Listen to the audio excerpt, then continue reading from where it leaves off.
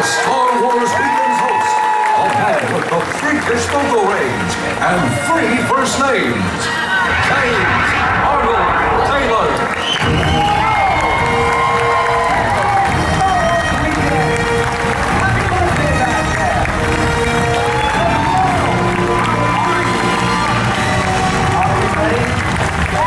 Are we ready? What about you? You ready? Who's all ready? Over here?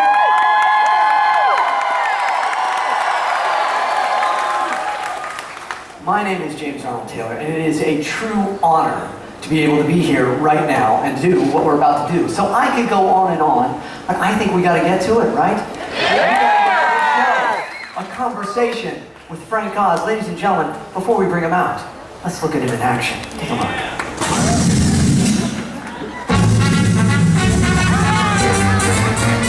Don't be scared. Teaching Bernice here how to play checkers. Your move, Bernice. Bernice? Yes, now to our story. It's showbiz. Waka, waka. Your hard line. Take our lives swing them down there. Hey there, Mr. Oz.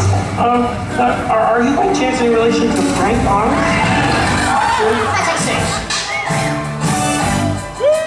Again. No, well. Sounds like a movie, not a film. He's never gone! Okay, bye-bye. Thank you.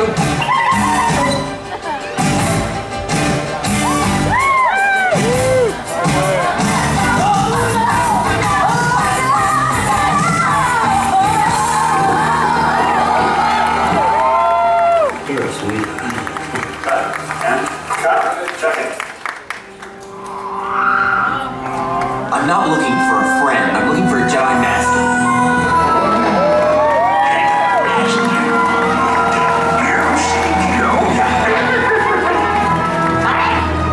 Why wish you become Jedi?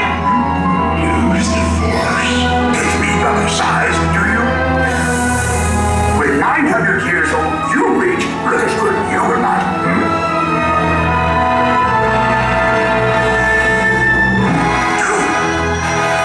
Do not. There is no try. You must feel the force around you.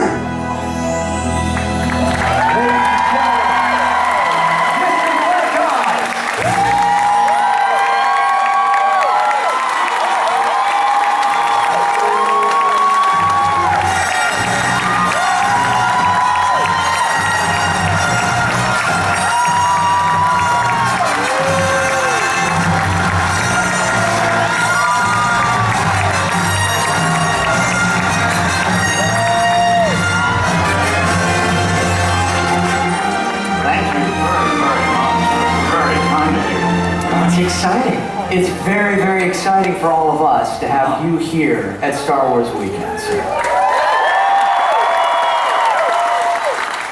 I ask a question? Yeah. How many of you were planning to come here and it happened to be that I'm here? Anybody? One or two? Yeah. How many people came here not because of me? I thank you very much, because that's a lot of energy on your part, not a time and money. Yeah. So thank you very much. It's very good of you guys. Thank you. Yeah. So we better make it worth it, boy, huh? I'm telling you. Oh man, is this your first time at Disney World? No, I've been here several times. As a matter of fact, once we were here for about a month when we shot a special, The Muppets at Disney World, many years ago.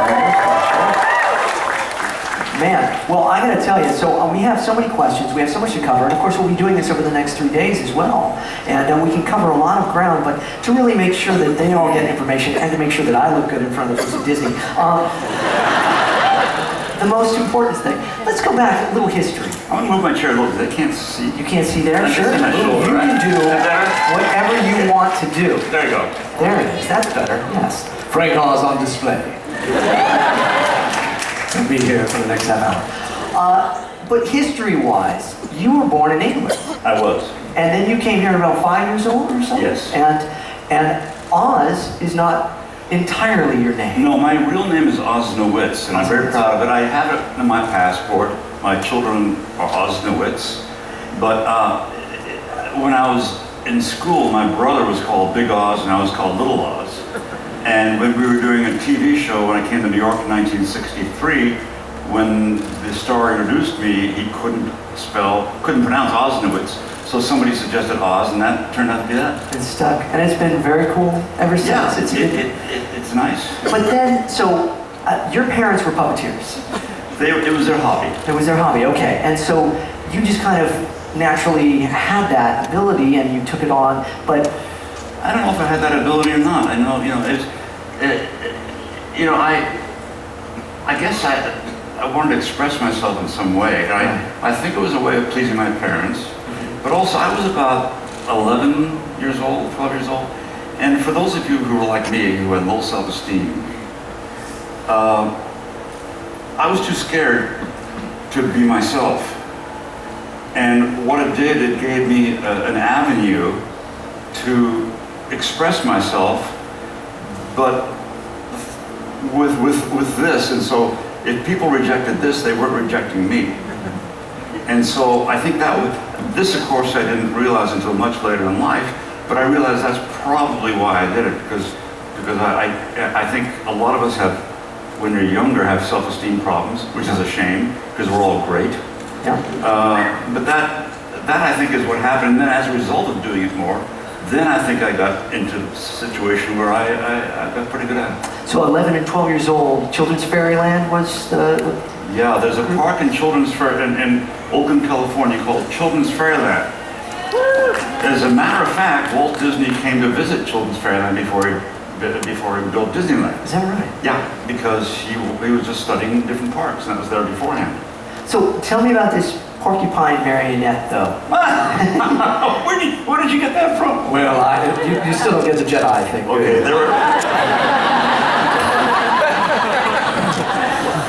When I was 12, 13, 14 years old, I was kind of apprenticing at this puppet theater in Oakland, California at Children's Fairyland. And it was 3 shows a day, but marionettes, string puppets. And I think I built a porcupine, which is the dumbest thing you could possibly do, with strings. Because it just walks like 3 inches and all the strings are tangled in the, So, but I was young.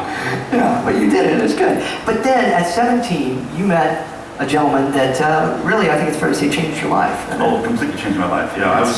I was 17 and there were these puppet conferences. I never went to them. But this one had a contest, when I was there, I won the contest, and so Jim happened to be there. Jim Henson and his wife Jane. And I was 17 at the time, and he was about, I think, 25. Okay. And his first daughter Lisa was in a carriage. I remember he didn't have a beard at that time, and he came and talked to me afterwards, and then he wanted to hire somebody. While he was in Washington, D.C., he had a television show there. But he hired, I was 17, I was still in high school, he hired a dear friend of mine, Jerry Jewell, who became the head writer of the Muppets. Yeah. He's passed away since. And when I became 19, I actually said to myself, okay, I'm stopping the puppets, I want to be a journalist. And I went to school for about 6 months at Oakland City College, because I wasn't smart enough in math to go to Cal with my friends. And then Jim asked me to come out and try for 6 months with the Muppets, and I stayed with them ever since. And the fascinating thing I've heard you talk about him is he took away the proscenium, and he made these puppets interchangeable. Can you explain exactly what that means? I guess I don't know, for those of you who don't know puppets or don't care, it may be boring for you, but nevertheless. No. Prior to Jim, there were puppets on television like Bill Baird and Bert Tillstrom and Kuka Friend and all that, but they had a proscenium, and then the television camera shot the proscenium. So essentially there was the frame of the television, and inside the frame of the television was another frame, which was the physical frame the puppeteers worked the puppets. So what Jim did is he took away the center one, and he used the frame of the television as the frame for the puppets. And that was entirely new. And what was also new that Jim did was he created lip sync that was very, very precise. Before that, it was, lips, they could be like that, basically. But because he worked in television, he had to accommodate the close-up. And when you have a close-up, he realized he had to be much more specific because you're close. So the close-up caused that specificity of lip sync. And the third thing you were talking about is usually puppets used to be, anyway, they'd be princes and witches, and that's who they'd be. Yeah. That's it. But Jim just made these kind of faces, and then he double-faced noses and eyes and changed them all over, so one shape could be any different kind of characters. And Jim kind of exploded puppetry. Yeah, and I heard you also mention that Kermit wasn't necessarily a frog, per se. No, Kermit was just a creature. He was just a creature, and it was only when we started in television that I think the label of the frog just came about. I've forgotten how. Wow, and these characters, I mean, Fozzie Bear, Miss Piggy, Sam the Eagle, we could go on, Animal, Grover, Birds. We talked a little bit about it at lunch, and you've changed our lives with these characters, and I don't mean that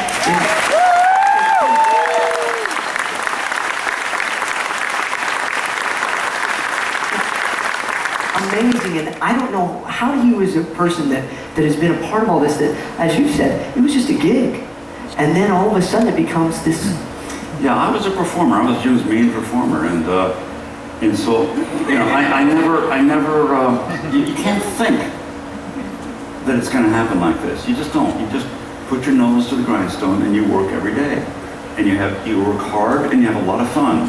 That's when Jim taught me. Jim taught me that you can work like hell, but still have a lot of fun, no matter what you do. Yeah.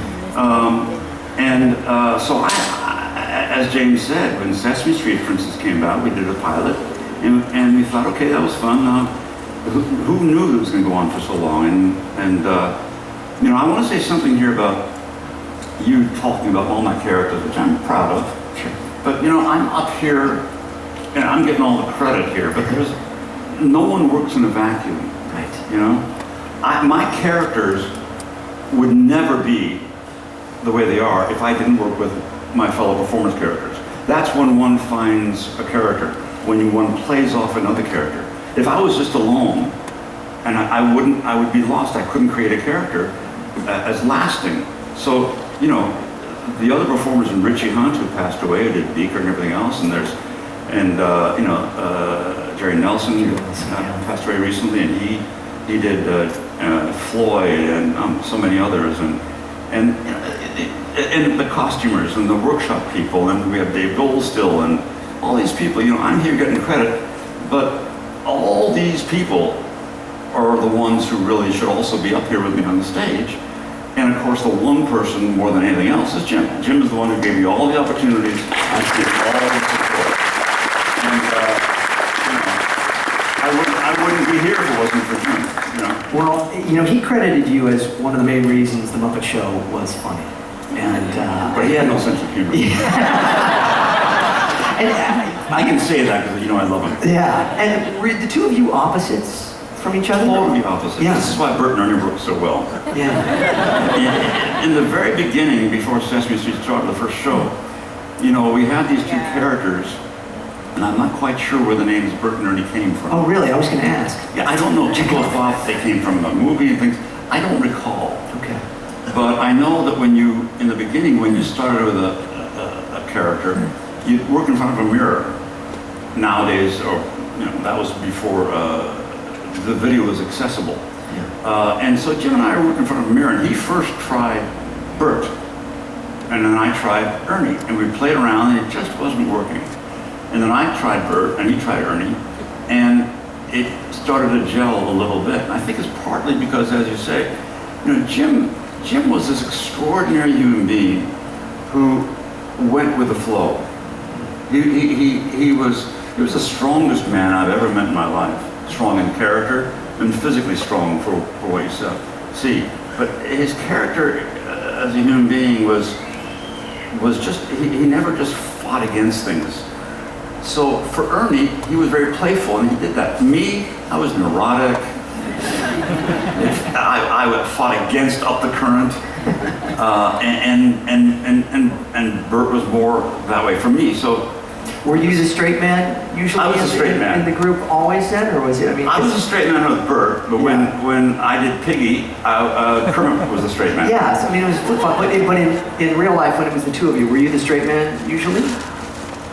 No, I don't think we had a straight man. If anything, I was the instigator there. But in Bert and Ernie, Jim was the instigator. Yeah.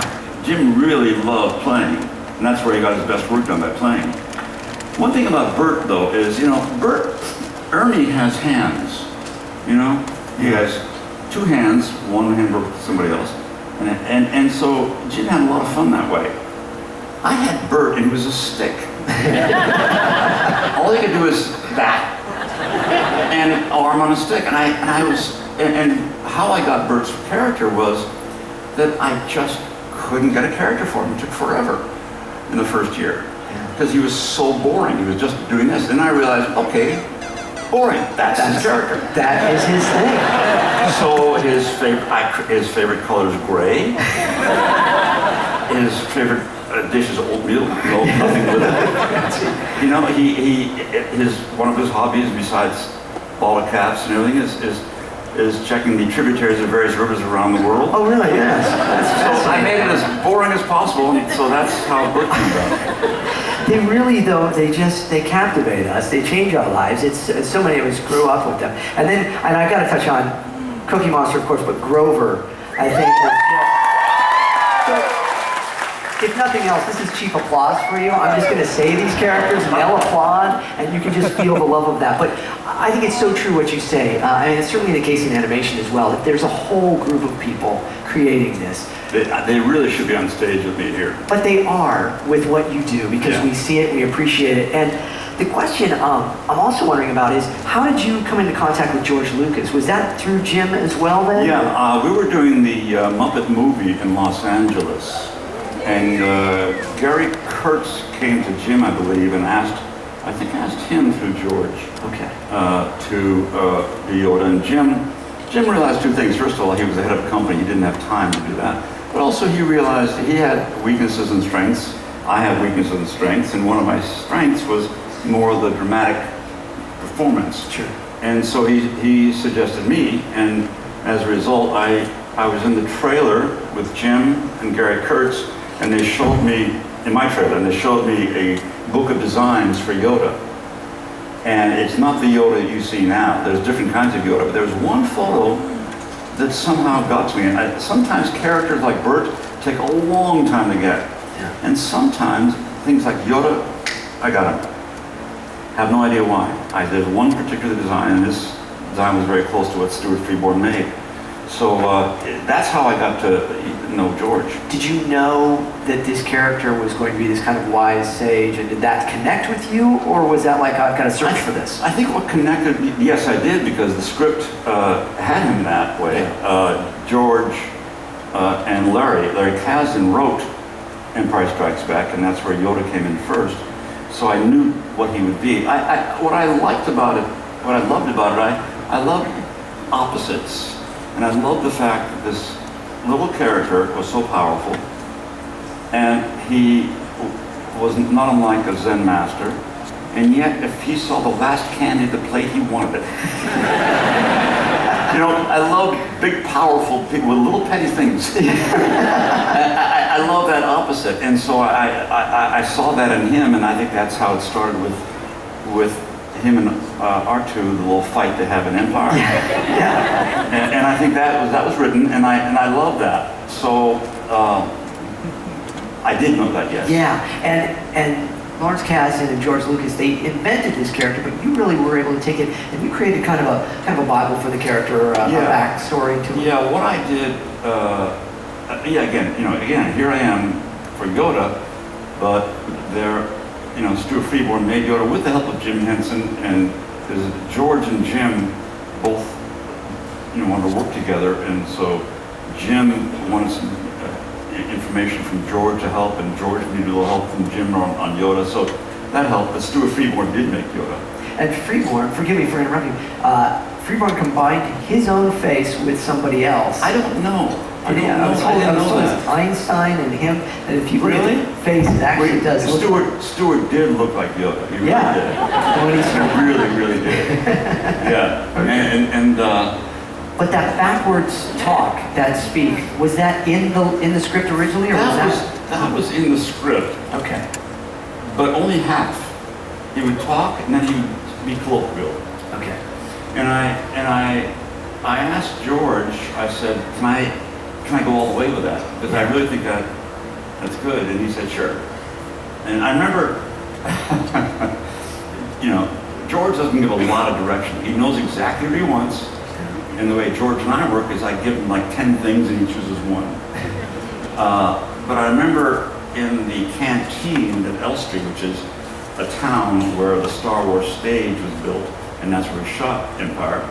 We were in the canteen cafeteria, and I hadn't known George hardly at all. I said maybe 2 words to him. I walked over and I said, and I never talked about him about Yoda. I never said 2 words to him about Yoda. So he didn't tell me what he wanted. So being a director, I know actors always come to you and say, "What do you want?" So as an actor, I came to George and I said, at the canteen, I said, "Excuse me, George, what is it? Tell me what you want out of Yoda." And he says, "Frank, just make it wonderful." Check. Yeah, you did it. So he also then did not initially pick you. I don't know if everybody knows this, as the voice of Yoda. No, he didn't pick me as voice. As a matter of fact, I think part of the thing is I do so many voices, and I don't do voices, I do characters, but nonetheless, I think that was a concern for him.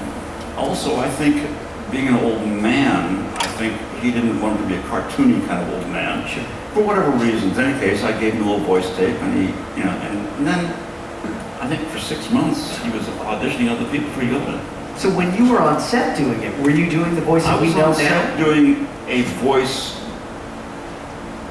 Well, when you're on set, when I'm doing Yoda, it's such a challenge to do him. All my energy goes into the physicality of him. Yeah. So when I did the voice, I knew I couldn't do both the voice and the physicality.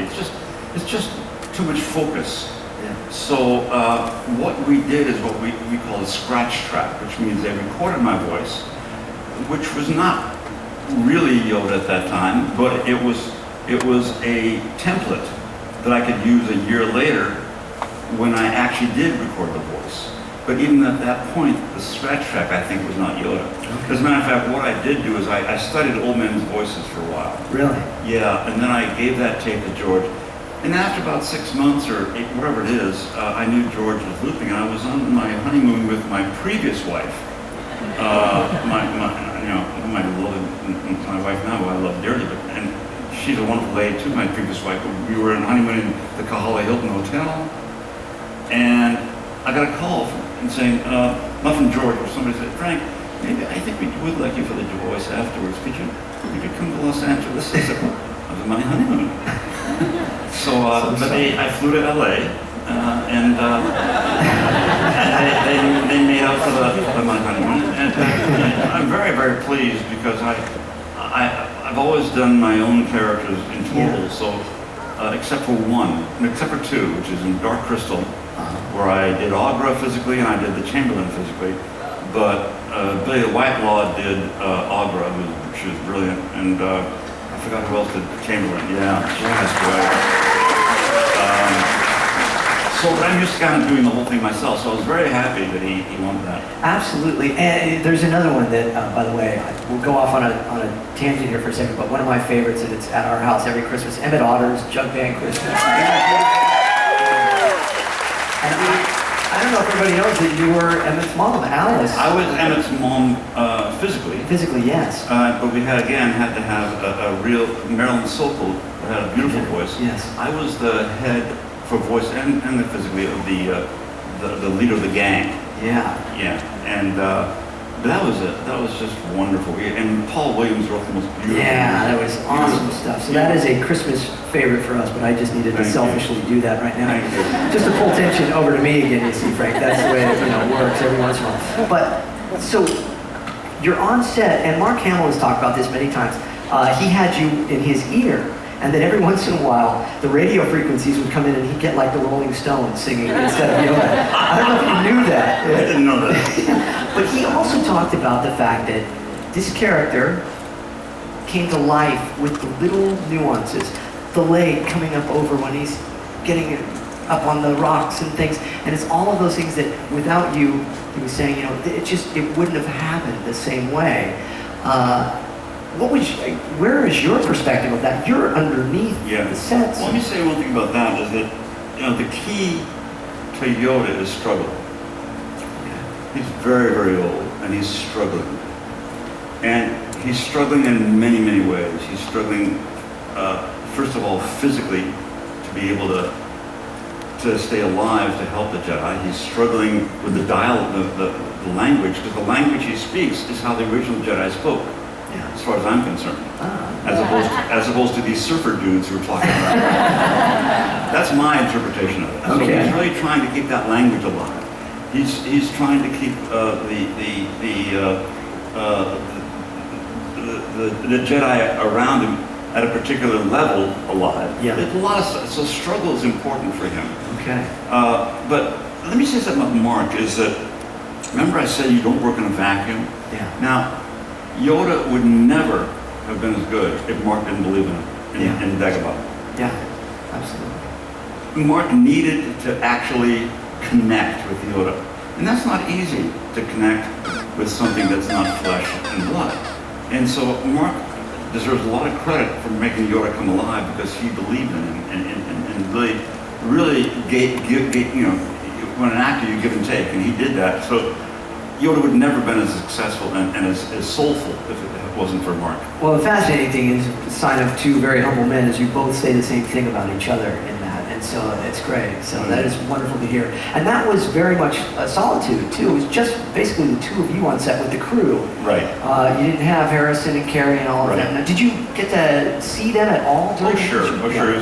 I got to see all those guys when we were doing press. It was fun. It was fun. And then you come back for And again, Jedi. also I saw them, on the other movies I saw them too. That's okay. So I was going to say, in Jedi you come back, and was it different working with a different director? Because Kirshner, when we haven't talked about Kirshner, there's so much to talk about, but Irving Kirshner, who directed. Kirsch was another key component of Yoda.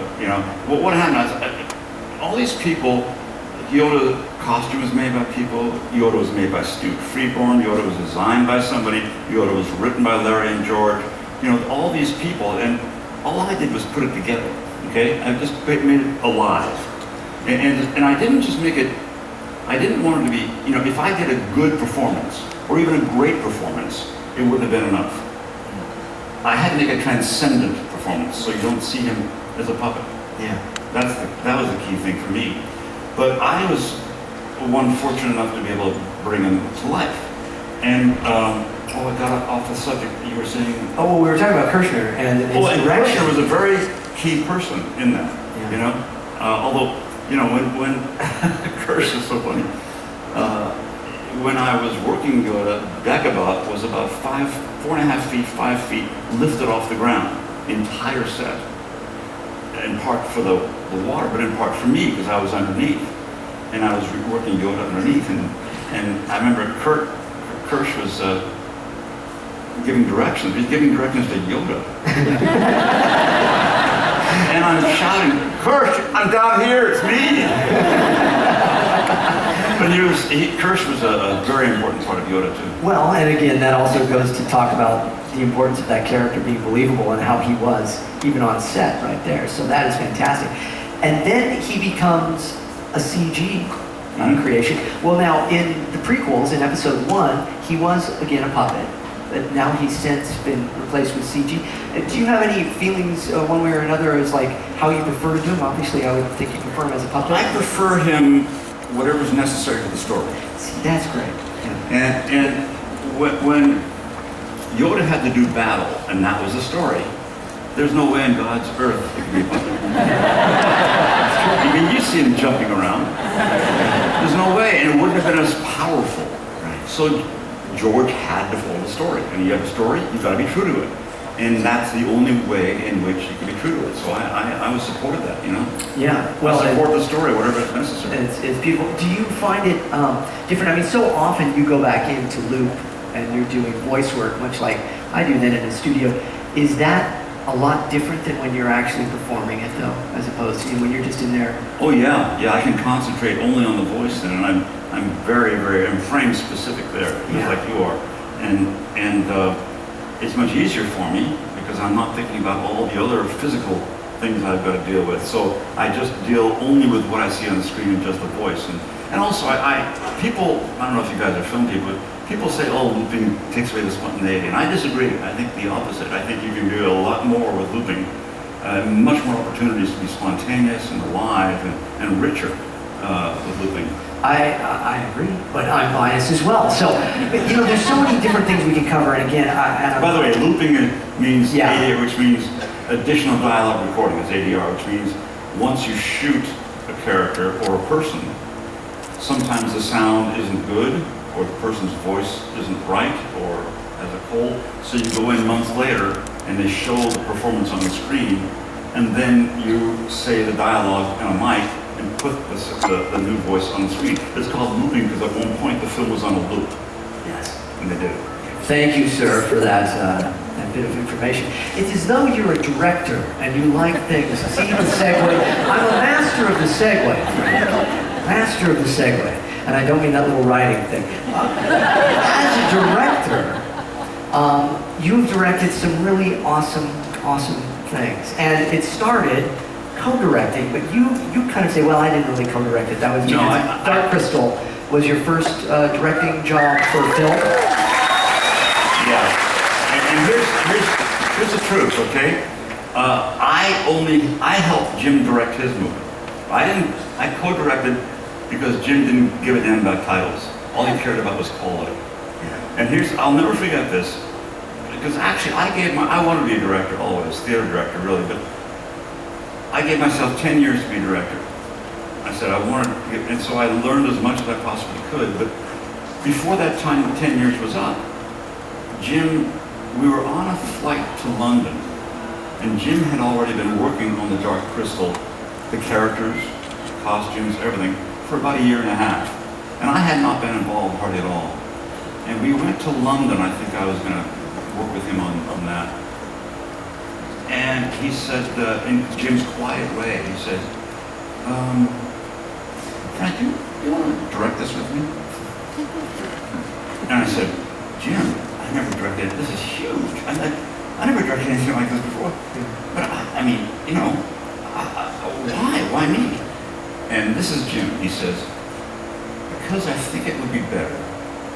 And all he cared about was the quality. He knew that he had some weak areas that I could shoulder, that I could fill.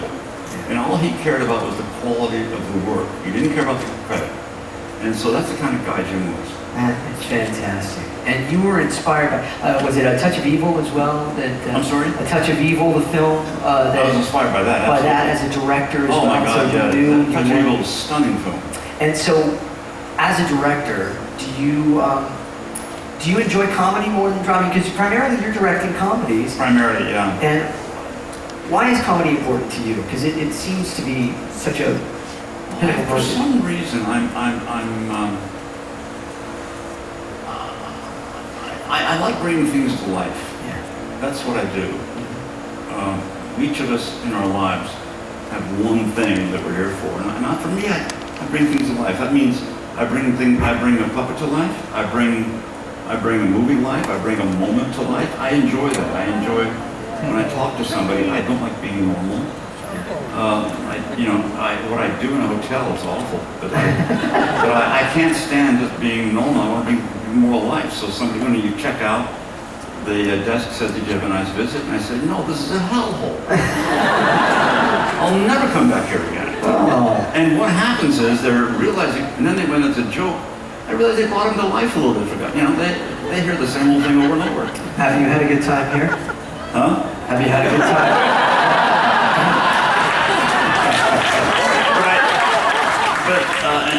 Anyway, that's what I do, and I think again I lost the focus of the end. Oh, that's all right. I didn't have any focus anyway. Little shop of horrors. Listen, let's just go through things. I'm going to say words. It's going to sound impressive. Again, they'll applaud, and then you can comment if you'd like. Little shop of horrors. Really rotten scoundrels. By the way, we have a little 6 degrees of connection here. Ian McDiarmid, who of course played the Emperor, who you fought, Yoda fought in Revenge of the Sith. Oh yeah. Yeah, you guys had a little battle, and then was that pretty much how it was on the set with him? Yeah. In Bird Rotten Scoundrels, I don't know if you know, but I had met Ian years before that, working with, before he became an Emperor, and I shot in the south of France with Steve Martin and Glenn Headley and Michael Caine. And I hired Ian as Michael Caine's brother. So I knew Ian before, and I remember saying to Ian, he's so brilliant. I said to him when he was doing the brother, I said, I am so underusing your talent. But he was wonderful. Yeah, and then, I mean, I would be remiss if I didn't mention In and Out, Bowfinger, Death at a Funeral. These are just fantastic films. And there's so much to cover. I'm so glad that we get to talk more over the course of the next few days. I remember what you asked about the comedy. The answer is, for some reason, comedy brings things more to life, and also more serious things could be said about with comedy. Yes. And I like things that are a bit subversive. And the best way to bring that up is to be funny, because that's not as threatening. Although I love dramas too, you know. Okay, all right. I remember that question was pretty good. That was very good. I'm impressed. Hey, you know, you're also a voice in the new Inside Out. The new Pixar film. And 2 lines. That's right. Pete Docter's a dear friend of ours. He's a director of Up and Monsters. So he just asked me and Dave Goals. Now Dave Goals does Gonzo and Hudson Honeydew and Zoo and everything. So Dave and I have been friends, and we clown around for 35 years. Knowing that, because Dave's a friend of Pete's, he just brought us in the studio. We ad-libbed for about 2 hours, and we had a ball. And he just took a few lines, but I am so undeserving of being in that movie. I think we're undeserving here of all this time you've given us. We are so grateful, Frank Oz, for your time.